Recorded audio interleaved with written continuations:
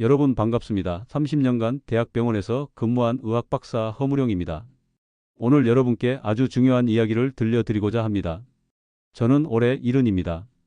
30년 동안 수천 명의 어르신들을 진료해 왔습니다. 그런데 오늘 여러분께 고백할 게 있습니다. 저도 올해 초까지는 몰랐습니다. 가려움이 얼마나 무서운 신호인지 말입니다. 제 등 한가운데가 어느 날부터 자꾸 간지러웠거든요. 처음엔 나이 탓이겠지 했습니다.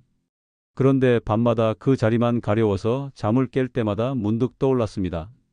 지난 1년 동안 제 진료실 문을 두드린 6분의 어르신들이요. 여러분 혹시 지금 이 순간에도 몸 어딘가 같은 자리가 계속 근질근질하지는 않으십니까? 아무리 연고를 발라도 하루 종일 보습제를 더 발라도 전혀 나아지지 않는 그런 가려움 말입니다. 에이, 나이가 들어서 피부가 예민해지나 보다. 별거 아니겠지. 며칠 더 참아보자. 혹시 지금 이렇게 생각하고 계시다면 바로 여기서 멈춰 주십시오. 이것이 많은 분들이 빠지는 치명적인 함정입니다. 작년 9월이었습니다. 82세 정옥순 할머니가 제 진료실 문을 열고 들어오시면서 하신 첫 마디가 지금도 생생합니다. 선생님, 정말 이상하게 오른쪽 가슴 아래쪽만 자꾸 간지러워서 미치겠어요. 할머니는 그때까지 무려 4달 동안 혼자서 이 고통을 견뎌오고 계셨습니다. 처음에는 브래지어 때문인 줄 알았어요. 브래지어를 3번이나 바꿨어요. 와이어 없는 것도 써보고 면 소재로도 바꿔봤는데 아무 소용이 없더라고요. 할머니는 그러면서 오른손으로 가슴 아래 부분을 만지셨습니다. 밤에 더 심해져요. 새벽 2, 3시면 어김없이 그 자리가 근질근질거려서 잠을 설쳐요. 82세 할머니가 매일 밤 뒤척이며 가슴을 눌러가며 참아내시는 모습을 상상해 보십시오. 저는 할머니의 말씀을 들으며 가슴이 철렁 내려앉았습니다. 30년 경험으로 봤을 때 이건 단순한 피부 문제가 아니었습니다. 진찰을 해보니 가려운 부위의 피부가 오렌지 껍질 같은 질감으로 변해 있었습니다. 할머니, 유방 촬영 검사를 받으셔야 할 것 같습니다. 제가 조심스럽게 말씀드렸을 때 할머니는 깜짝 놀라셨습니다. 선생님, 그냥 가려운 건데 무슨 그런 큰 검사까지 하나요? 그런데 할머니, 이 가려움이 4달이나 계속됐잖아요. 그것도 특정 부위만요. 이건 몸이 우리한테 뭔가 신호를 보내고 있는 거예요. 검사 결과가 나왔을 때 할머니는 한참 동안 말을 잇지 못하셨습니다. 염증성 유방암 초기였습니다. 선생님, 유방암이라고요? 멍울도 만져지지 않는데요? 저는 할머니 손을 꼭 잡고 설명해 드렸습니다. 염증성 유방암은 정말 교활한 병입니다. 일반적인 유방암처럼 덩어리가 만져지지 않거든요. 대신 암세포가 림프관을 막아서 피부에 염증을 일으키는데 그 첫 번째 신호가 바로 가려움입니다. 할머니는 그날 진료실을 나가시면서 제 손을 꼭 잡으셨습니다. 선생님, 만약 그냥 참았더라면 어떻게 됐을까요? 생각만 해도 아찔합니다. 저는 할머니께 말씀드렸습니다. 할머니 몸이 할머니를 지켜준 거예요. 그 작은 신호를 놓치지 않으신 거고요. 지금 치료 시작하시면 충분히 이겨낼 수 있습니다. 여러분, 국제노년의학회에서 발표한 충격적인 연구 결과가 있습니다. 60세 이상에서 2주 이상 지속되는 특정 부위의 가려움, 30%가 중대한 질환의 신호라고 밝혀졌습니다. 더욱 가슴 아픈 사실은 우리나라 65세 이상 어르신들의 절반 이상이 이런 소중한 신호를 그냥 나이 탓이려니 하며 평균 4달 이상이나 혼자서 참아내고 계신다는 것입니다. 4달입니다. 120일 동안 매일 밤 뒤척이며 참아내고 계신다는 겁니다. 그런데 말씀드립니다. 도대체 어느 정도로 가려워야 병원에 가야 하나요? 여러분 이렇게 궁금해 하시죠? 사실 가려움의 강도는 그렇게 중요하지 않습니다. 진짜 중요한 것은 바로 가려움의 패턴입니다. 위험한 가려움에는 5가지 독특한 특징이 있습니다. 첫 번째, 가려움의 느낌이 이상합니다. 일반적인 가려움과는 완전히 다릅니다. 피부 표면이 아니라 마치 피부 속 깊은 곳에서 누군가가 바늘로 콕콕 찌르는 듯한 느낌입니다. 많은 분들이 아무리 손톱으로 긁어도 가려운 부분에 닿지 않는 것 같아 답답하다고 표현하십니다. 두 번째, 범위가 무서울 정도로 정확합니다. 마치 누군가 펜으로 동그라미를 그려놓은 것처럼 그 부위만 가렵습니다. 주변은 멀쩡한데 딱 그 부분만 매일 똑같은 자리만 가려운 거죠. 세 번째, 시간이 무섭도록 정확합니다. 하루 종일 멀쩡하다가도 밤만 되면 근질근질거리기 시작합니다. 그래서 많은 분들이 잠을 못 자겠어요 라고 호소하십니다. 네 번째, 끈질기게 계속됩니다. 이 주가 넘도록 매일같이 똑같은 곳이 가렵습니다. 하루 이틀 가렵다가 없어지는 게 아니라 달력에 체크할 수 있을 정도로 규칙적이고 지속적입니다. 다섯 번째, 그 무엇으로도 나아지지 않습니다. 이게 가장 무서운 특징입니다. 일반적인 가려움 완화 방법들이 전혀 통하지 않습니다. 심지어 병원에서 처방받은 스테로이드 연고를 발라도 효과가 없습니다. 작년 6월이었습니다. 74세 윤종태 할아버지가 제 진료실에 오셨습니다. 선생님, 이상하게 귀 뒤쪽 머리 부분만 자꾸 근질근질해요. 할아버지가 말씀하시면서 손으로 귀 뒤를 긁으시는데 그 부분에 상처가 나 있었습니다. 할아버지, 이게 얼마나 됐어요? 한 세 달 정도 됐어요. 처음에는 비듬 때문인가 싶어서 샴푸를 바꿔봤어요. 그런데 정말 이상한 게 다른 곳은 멀쩡한데 그 부분만 더 가려워지는 겁니다. 할아버지의 목소리에는 당황스러움이 묻어났습니다. 혹시나 해서 이발소를 5번이나 바꿔봤어요. 비듬 샴푸, 가려움증 전용 샴푸, 약국에 있는 건 다 써봤는데 소용없었어요. 저는 할아버지의 말씀을 들으며 뭔가 심상치 않다는 느낌을 받았습니다. 할아버지, 혹시 요즘 다른 증상은 없으세요? 피곤하시거나 밤에 땀 흘리시거나? 할아버지는 잠시 생각하시더니 말씀하셨습니다.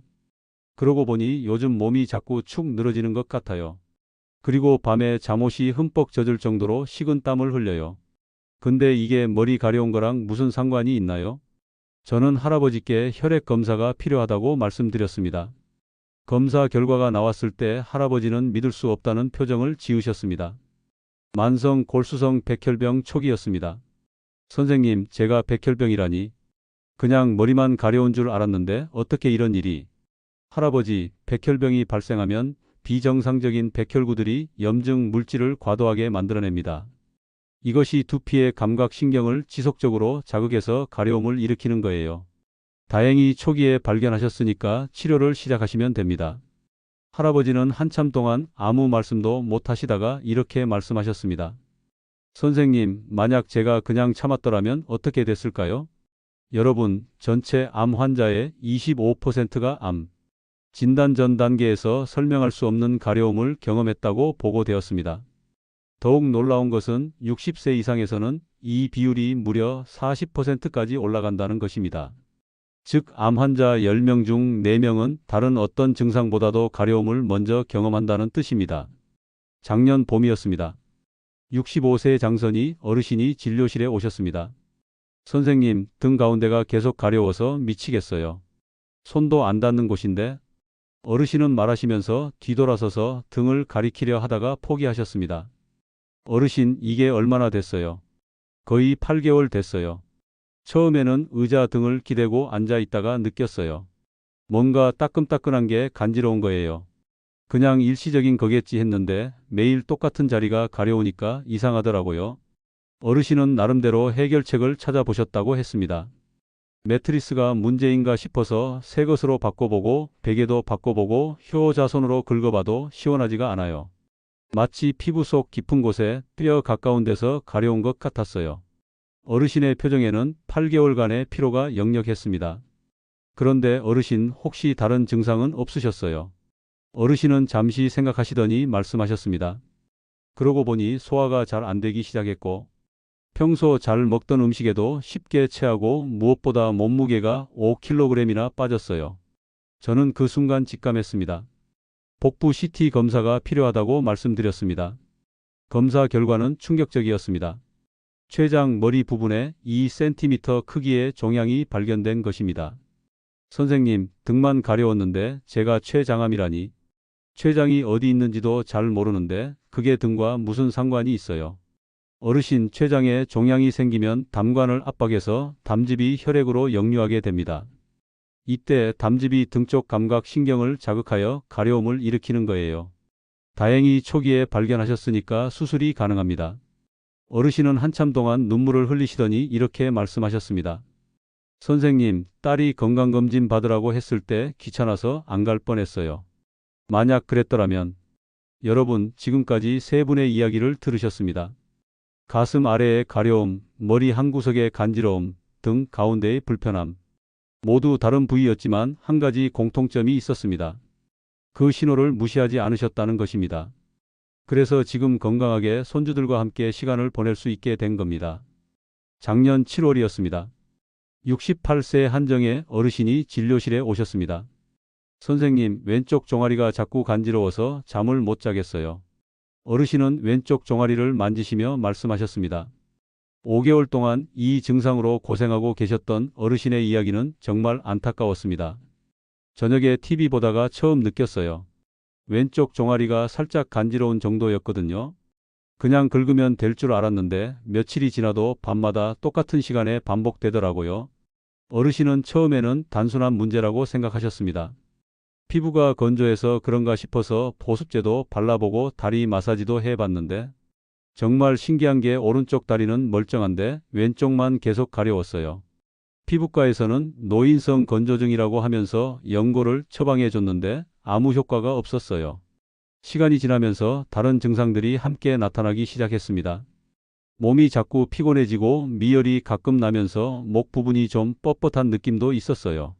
처음에는 목 디스크인가 싶었는데 그런데 어르신은 이런 증상들이 다리 가려움과 연관이 있다고는 전혀 생각하지 못하셨습니다. 그러던 어느 날 아들이 엄마 왼쪽이 좀 부어 보인다고 하더라고요. 그때서야 거울을 자세히 보니까 정말 그렇더라고요.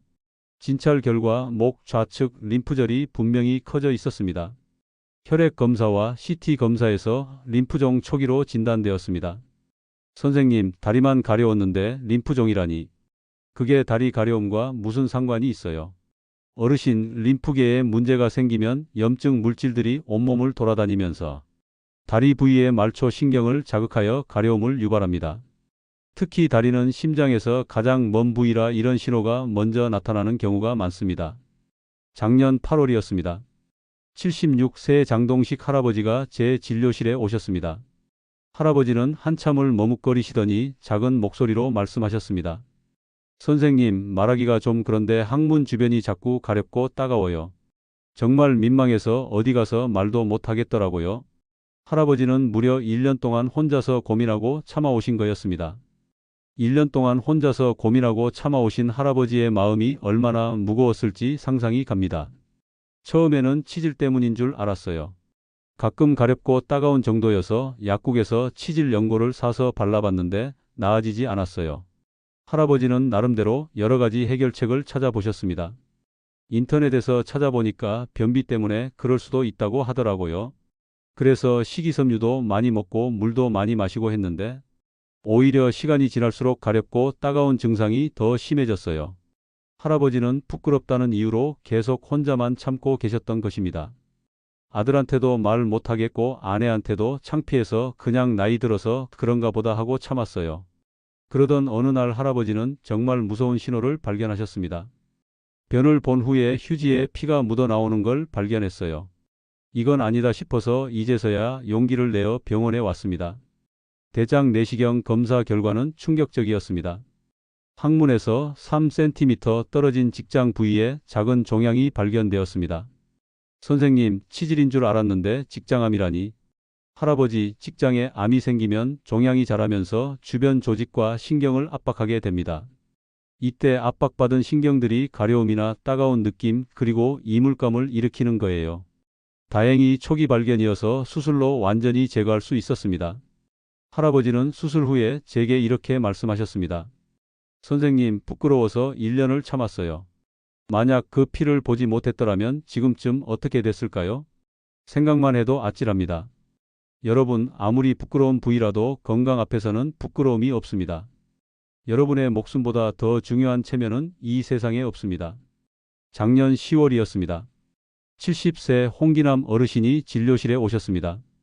선생님, 양쪽 손바닥이 계속 가려워서 일상생활이 힘들어요. 어르신은 자신의 손바닥을 번갈아 보며 말씀하셨습니다. 4달 동안 이 증상으로 고생하고 계셨던 어르신의 손바닥은 크림을 너무 많이 발라서 오히려 뻑뻑해 보였습니다. 하루에도 몇 번씩 핸드크림을 바르고 보습제도 바르고 실내에 가습기도 틀어놨어요. 건조함 때문이라고 생각했거든요. 하지만 계절이 바뀌어도 상황은 달라지지 않았습니다. 봄이 되어도 여전히 손바닥만 가려웠어요. 정말 신기한 게 손등이나 팔은 멀쩡한데 손바닥만 계속 근질근질했어요. 시간이 지나면서 다른 증상들이 하나둘 나타나기 시작하셨습니다. 이상하게 기침이 자꾸 나고 소화도 잘 안 되고 밥맛도 없어지고 뭔가 몸 전체가 예전 같지 않았어요. 흉부 엑스레이 검사 결과는 모든 사람을 경악시켰습니다. 폐에 여러 개의 작은 종양이 발견되었고 추가 검사에서 위암이 폐로 전이된 상태였습니다. 선생님, 손바닥만 가려웠는데 위암이고 폐전이라니. 손바닥하고 위암이 무슨 상관이 있어요? 어르신 내장에 암이 생겨서 진행되면 여러 가지 독성 물질들이 혈액을 타고 온몸을 돌아다니게 됩니다. 이 독성 물질들이 손발 끝에 가장 민감한 말초 신경에 영향을 줘서 가려움을 일으키는 거예요. 어르신은 한참 동안 눈물을 흘리시더니 이렇게 말씀하셨습니다. 선생님, 제가 그냥 손만 건조한 줄 알았어요. 만약 이렇게 늦게까지 몰랐더라면. 그런데 어르신께서는 항암 치료를 시작하시면서 이렇게 말씀하셨습니다. 그래도 늦게라도 알았으니까 감사합니다. 손주들 얼굴을 조금이라도 더 볼 수 있잖아요. 여러분, 지금까지 6분의 놀라운 이야기를 들으셨습니다. 가슴 아래의 화끈거림, 두피에 파고드는 듯한 따끔함, 등 가운데를 찌르는 듯한 불편함, 한쪽 다리의 근질거림, 항문 주변의 따가움, 손바닥의 미세한 간지러움. 이 모든 것들은 그냥 우연이 아니었습니다. 우리 몸이 보내는 SOS였던 거죠. 그런데 여러분, 이 6분의 공통점이 뭔지 아십니까? 모두 똑같은 실수를 할 뻔했다는 겁니다. 나이 탓이겠지. 별거 아니겠지. 조금만 더 참아보자. 만약 이렇게 생각하고 계속 참았더라면 어떻게 됐을까요? 생각만 해도 아찔합니다. 저는 올해 초 제 등이 가려웠을 때 이 6분을 떠올렸습니다. 그리고 바로 다음 날 병원에 가서 검사를 받았습니다. 다행히 저는 큰 문제가 없었습니다. 하지만 그 경험이 제게 큰 교훈을 주었습니다. 의사인 저도 막상 내 몸에 증상이 생기니까 그냥 넘기고 싶었거든요. 나이 들어서 그런 거겠지, 피곤해서 그런 거겠지. 하지만 그 순간 제 환자분들의 얼굴이 떠올랐습니다. 그래서 용기를 냈습니다. 여러분, 혹시 이런 생각하고 계시지 않으신가요? 이 정도 가려움으로 병원에 가면 의사 선생님이 뭐라고 하지 않을까? 괜히 호들갑 떤다고 생각하지 않을까? 절대 그렇지 않습니다. 의사들은 환자분들이 작은 증상이라도 말씀해 주시는 걸 오히려 고맙게 생각합니다. 왜냐하면 그 작은 신호가 큰 병을 조기에 발견하는 단서가 되기 때문입니다. 제가 30년 동안 의사로 살면서 가장 후회되는 순간들이 언제였는지 아십니까? 환자분들이 초기 증상을 느꼈을 때 바로 오시지 않고 몇 달, 1년을 참다가 오셨을 때였습니다. 그때 환자분들은 이렇게 말씀하십니다. 선생님, 사실 몇 달 전부터 이상했는데 그냥 참았어요. 별일 아닐 거라고 생각했어요. 그 말을 들을 때마다 제 가슴이 찢어지는 것 같았습니다. 여러분께 지금부터 정말 중요한 말씀을 드리겠습니다. 집에서 스스로 점검할 수 있는 방법입니다. 다음 중 하나라도 해당된다면 망설이지 마시고 병원을 찾아가시기 바랍니다. 첫 번째, 달력에 표시해 보세요. 어떤 부위든 관계없습니다. 2주 이상 계속되는 가려움이 있다면 달력에 동그라미를 쳐보세요. 벌써 보름이나 됐네? 이렇게 놀라시는 분들이 정말 많습니다. 막연히 며칠 된 것 같은데라고 생각하시다가 달력으로 확인해 보시면 생각보다 훨씬 오래된 경우가 대부분입니다. 특히 60세 이상이시라면 더욱 세심하게 체크해 보시기 바랍니다. 대부분의 의료기관에서 2주를 중요한 기준점으로 보고 있습니다. 2주 이상 같은 부위가 계속 가렵다면 그건 단순한 피부 건조가 아닐 가능성이 높습니다. 두 번째, 일주일 보습 테스트를 해보세요. 지금 가려운 부위에 보습제나 가려움 완화 제품을 일주일 동안 하루 2번씩 꾸준히 발라보세요. 매일 아침 저녁으로 발랐는데도 전혀 나아지지 않는다면 이건 단순한 피부 건조가 아닐 가능성이 높습니다. 일반적인 건조성 가려움은 3, 4일 이내에 보습제로 상당히 개선되거든요. 하지만 아무리 자주 발라도 변화가 없다면 그때는 다른 원인을 생각해 봐야 합니다. 세 번째, 몸의 다른 신호들을 함께 살펴보세요. 가려움만 혼자 있지는 않을 겁니다. 요즘 왜 이렇게 피곤하지? 밤에 자다가 식은땀을 흘렸네? 몸무게가 이유 없이 줄었네? 미열이 가끔 나는 것 같은데 소화가 예전 같지 않아. 기침이 자꾸 나오네. 이런 증상들 중 하나라도 가려움과 함께 나타난다면 더욱 주의 깊게 살펴보셔야 합니다. 네 번째, 가려움의 패턴을 관찰해 보세요. 여러분의 가려움이 어떤 패턴인지 한번 생각해 보세요. 낮에는 괜찮은데 저녁만 되면 가려워져. 잠들려고 누우면 어김없이 그 부위가 간지러워. 새벽 2, 3시면 꼭 깨서 긁게 돼. 이런 식으로 시간대가 일정하다면 주목하셔야 합니다. 그리고 가려운 범위도 중요합니다. 동전 크기만큼만 가려워. 손가락 2개 정도 넓이에서만. 정확히 한 점에서만. 이렇게 범위가 아주 제한적이라면 더욱 신중하게 살펴보시기 바랍니다. 다섯 번째, 가족력을 확인해 보세요. 가족 중에 암 병력이 있으시다면 더욱 주의 깊게 관찰하셔야 합니다. 의학 연구에 따르면 가족력이 있는 경우 질병 발생 위험이 일반인보다 2, 3배 높다고 보고되어 있습니다. 이런 분들은 작은 신호라도 놓치지 않으시는 게 중요합니다. 여러분, 제가 오늘 여러분께 이 이야기를 들려드리는 이유가 있습니다. 암은 초기에 발견하면 90% 이상 완치가 가능합니다. 90%입니다. 10명 중 9명은 완전히 나을 수 있다는 뜻입니다. 하지만 늦게 발견하면 치료가 어렵고 설령 치료를 한다 해도 환자분이 겪어야 하는 고통이 훨씬 큽니다. 그리고 무엇보다 사랑하는 가족들과 함께할 시간이 줄어듭니다. 82세 이영분 할머니께서 돌아가시기 전에 제게 하신 말씀이 있습니다. 선생님, 제가 손바닥 가려움을 그냥 참았더라면 지금 손주들 얼굴을 못 봤을 거예요. 제 몸이 저한테 간절히 도움을 요청하고 있었던 거였어요. 그 말씀을 들으니 눈물이 났습니다. 할머니는 비록 완치는 어려웠지만 조기에 발견해서 삶의 질을 유지하면서 가족들과 소중한 시간을 더 보낼 수 있었습니다. 여러분, 혹시 지금 이 순간에도 자식들 걱정시킬까봐 증상을 숨기고 계시지는 않으신가요? 애들이 알면 걱정할까봐 말 못했어요. 이렇게 말씀하시는 분들이 정말 많습니다.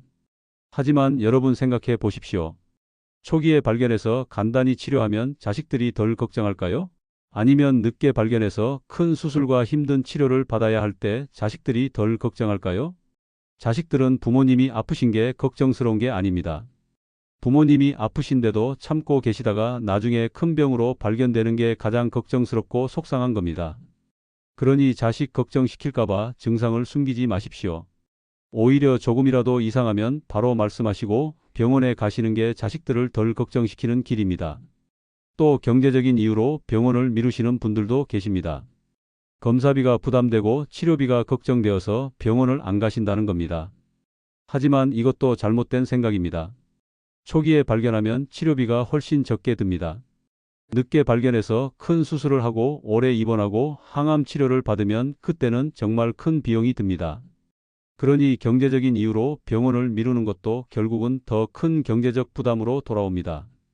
여러분, 건강검진 꼭 받으시기 바랍니다. 국가에서 나이에 따라 무료 건강검진을 제공하고 있습니다. 이 검진만 잘 받아도 많은 질병을 조기에 발견할 수 있습니다. 건강검진 통지서가 집에 오면 귀찮다고 버리지 마시고 꼭 받으시기 바랍니다. 그리고 정기적으로 주치의 선생님을 만나시기 바랍니다. 특히 혼자 지내시는 어르신들께 당부드리고 싶습니다. 작은 변화도 절대 혼자 끙끙 앓지 마세요. 이런 걸로 병원에 가면 민망하지 않을까? 의사 선생님이 뭐라고 하시지 않을까? 이런 걱정은 하지 마십시오. 여러분의 건강보다 소중한 것은 이 세상에 없습니다. 병원에 가시면 의사에게 여러분의 증상을 솔직하게 말씀하십시오. 부끄러워하지 마시고 사소하다고 생각해서 넘기지도 마십시오. 의사는 여러분의 증상을 듣고 그 속에 숨은 질병을 찾아내는 사람입니다. 그러니 자세히 솔직하게 말씀해 주시는 게 의사에게 가장 큰 도움이 됩니다. 그리고 궁금한 게 있으면 주저하지 말고 물어보십시오. 이 검사는 왜 하는 건지, 이 약은 어떤 효과가 있는지, 제 병은 얼마나 심각한지, 치료는 어떻게 되는지 뭐든지 물어보십시오. 자녀분들도 부모님께 더 많은 관심을 가져주세요. 아버지, 요즘 어디 불편한 곳은 없으세요? 어머니, 혹시 어디 가려운 곳은 없으신가요? 이런 간단한 질문 하나가 소중한 가족을 지킬 수 있습니다. 부모님이 가려움을 호소하시면 절대 가볍게 넘기지 마세요. 나이 들어서 그런 거예요 라고 말하지 마시고 함께 병원에 가시기 바랍니다. 여러분, 저는 가끔 환자분들한테 이런 말씀을 드립니다. 여러분의 몸은 여러분이 평생 살아가야 할 집입니다. 집에 금이 가거나 벽에 곰팡이가 피면 바로 수리하시잖아요. 왜냐하면 나중에는 더 큰 공사를 해야 하니까요. 우리 몸도 마찬가지입니다. 작은 문제가 생겼을 때 바로 고치면 간단한데 방치하면 나중에 큰 문제가 됩니다. 우리 몸은 정말 놀라운 경고 시스템을 가지고 있습니다. 30년 동안 의사로 살아오면서 제가 깨달은 가장 중요한 사실은 우리 몸은 절대 거짓말을 하지 않는다는 것입니다. 몸속 깊은 곳에서 무슨 일이 벌어지고 있을 때 우리 몸은 여러 가지 방법으로 신호를 보냅니다. 가려움도 그 신호 중 하나입니다. 여러분의 몸은 지금 이 순간에도 여러분과 소통하려고 노력하고 있습니다. 심장이 뛰고 폐가 숨을 쉬고 위가 음식을 소화하고 간이 해독을 하고 신장이 노폐물을 걸러내고 있습니다. 여러분이 자고 계실 때도 쉬고 계실 때도 여러분의 몸은 단 한순간도 쉬지 않고 여러분을 지키기 위해 일하고 있습니다. 그 고마운 몸을 위해 우리가 할 수 있는 일이 있습니다. 바로 몸이 보내는 신호에 귀 기울이는 겁니다. 몸이 가렵다고 말하면 왜 가려운지 살펴보는 겁니다. 몸이 피곤하다고 말하면 왜 피곤한지 확인해 보는 겁니다. 몸이 아프다고 말하면 왜 아픈지 알아보는 겁니다. 여러분의 몸은 여러분의 가장 충실한 동반자입니다. 태어날 때부터 죽을 때까지 단 하루도 떨어지지 않고 여러분과 함께합니다. 그 동반자가 뭔가 이상하다고 신호를 보낼 때 무시하지 말고 잘 들어주시기 바랍니다.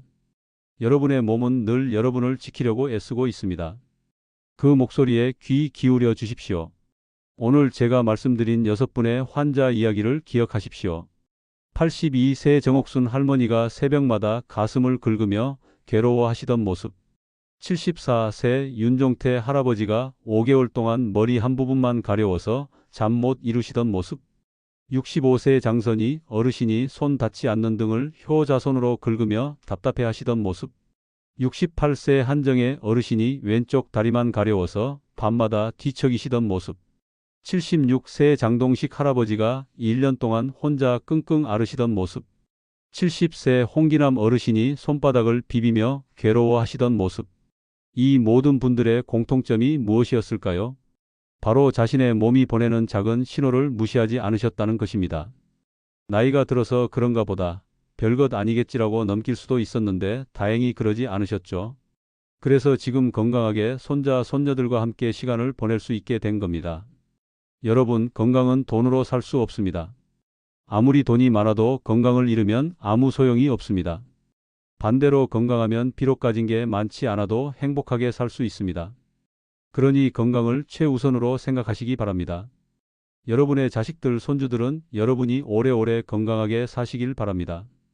여러분과 함께 밥을 먹고 이야기를 나누고 시간을 보내길 원합니다. 그러니 자식들을 위해서라도, 손주들을 위해서라도, 그리고 무엇보다 여러분 자신을 위해서 건강을 잘 챙기시기 바랍니다. 지금 이 순간 여러분의 몸 어딘가가 가렵지 않으신가요? 그 가려움이 며칠째, 몇 주째 계속되고 있지는 않나요? 그렇다면 지금 바로 오늘 당장 병원 예약을 하십시오. 내일로 미루지 마십시오. 다음 주로 미루지 마십시오. 오늘 지금 바로 전화를 거십시오. 혹시 지금 이 순간에도 몸 어디가 가려운 곳이 있으시다면 오늘 들으신 정옥순 할머니의 말씀을 떠올려 보세요. 제 몸이 저에게 간절히 도움을 요청하고 있었던 거였어요. 여러분의 몸도 지금 여러분에게 무언가 말하려 하고 있을지 모릅니다. 그 작은 목소리에 귀 기울여 주세요. 그리고 주변에 비슷한 증상으로 고민하시는 분이 계시다면 오늘 이 영상을 꼭 공유해 주세요. 더 많은 어르신들이 건강한 노후를 보낼 수 있도록 구독과 좋아요도 함께 눌러주시기 바랍니다. 여러분의 작은 관심과 클릭 하나가 누군가의 소중한 생명을 구할 수 있습니다. 그보다 의미 있는 일이 또 어디 있을까요? 마지막으로 한 가지만 더 말씀드리겠습니다. 가려움이라는 작은 신호, 그것은 단순한 노화가 아닙니다.